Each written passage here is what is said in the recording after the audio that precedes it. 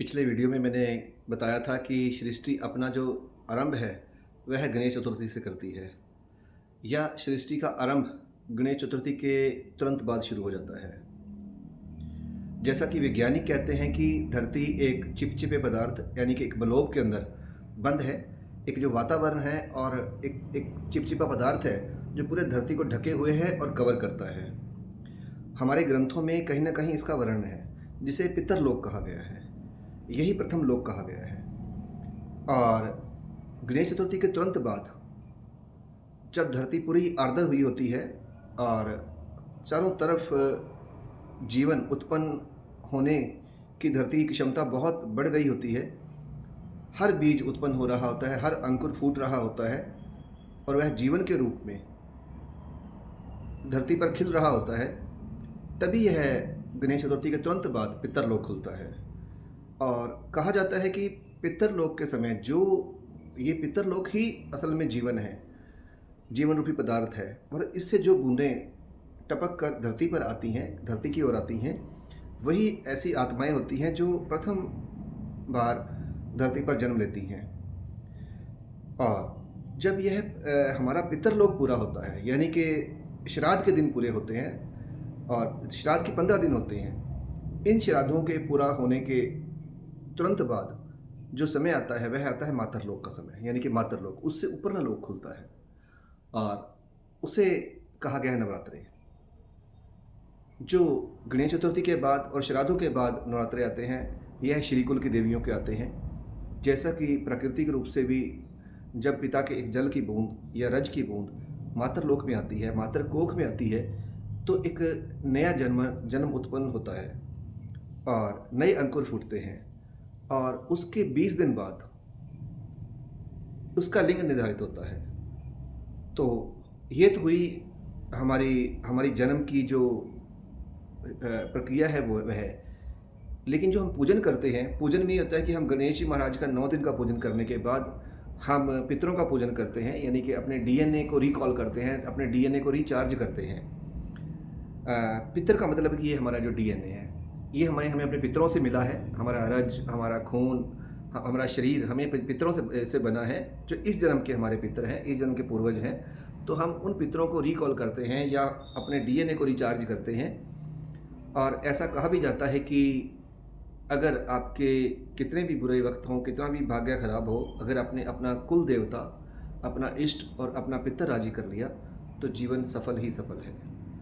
तो श्री गणेश के बाद जो प्रथम लोक खुलता है वह पितरलोक खुलता है, यानी कि 9 दिन के श्राद्ध होते हैं। हम अपनी अपनी तिथि के अनुसार अपने पितरों का पूजन करते हैं। बेशक पितरों का पूजन करते हैं, हमें ऐसा कहा गया है कि हम अपने पूर्वजों का पूजन कर रहे हैं, पर कहीं ना कहीं हम अपने आने वाली पीढ़ियों की भी को भी अच्छे जन्म लें, वह भाग्यशाली हों और पुण्यवान आत्माएं आएँ, तो उसकी का पूजन भी वह श्राद्ध पूजन ही होता है।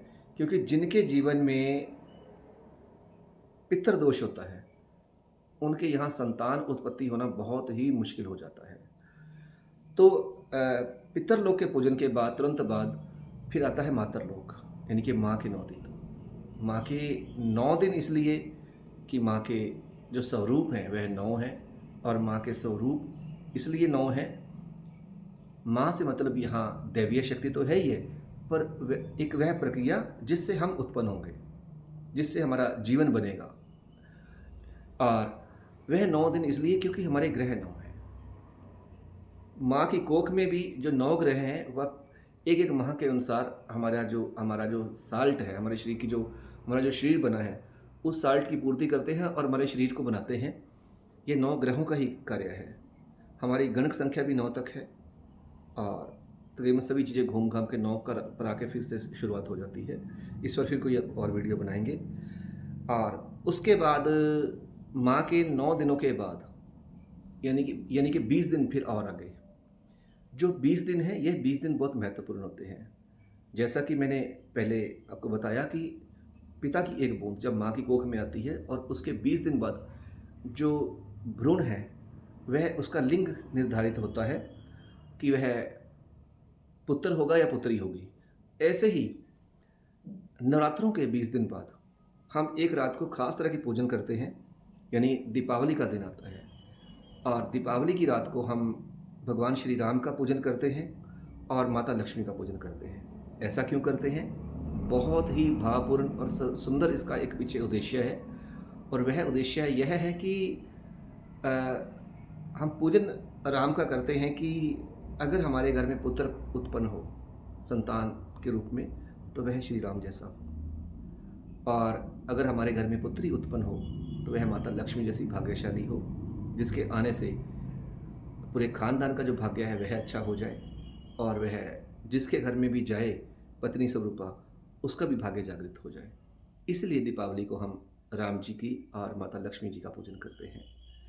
यह है हमारे सनातन धर्म की गूढ़ता है, हमारा विज्ञान है जो मानव कल्याण के लिए है। लेकिन बहुत सारी कहानियाँ बन जाती हैं और बहुत सारी परंपराएं शुरू हो जाती हैं जिनका कोई उद्देश्य नहीं होता, क्योंकि जैसे जैसे कोई धर्म या कोई घटना पुरानी होती है तो उस पर केवल कहानियाँ बचती हैं। लेकिन अगर हम इसके व्यवहारिक कारणों से जुड़ें तो यह बहुत ही दिव्य है और बहुत ही अच्छा एक हमारे सनातन धर्म में हमारे ऋषि मुनियों ने हमें एक सिस्टम दिया है।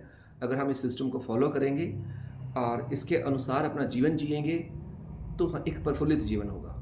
जब अच्छे जीवन की बात करते हैं तो कुछ लोग आलोचना करते हैं कि आधुनिक पढ़ाई ही सब कुछ है, पूर्व में हम कुछ भी नहीं थे। लेकिन यह जो कुछ नहीं थे वह केवल 2000 वर्षों में थे। इसके ऊपर फिर कोई वीडियो बनाएंगे। अभी जो वीडियो है वह प्रकृति के वर्ष की है। तो अभी हम जहाँ पहुँचे हैं वह श्री कुल की देवियों तक पहुँचे हैं, और श्री कुल की देवियों नवरात्रों तक पहुँचे हैं। अगले वीडियो में मैं बताऊंगा कि श्री कुल की देवियों का समय कहाँ तक शुरू होता है।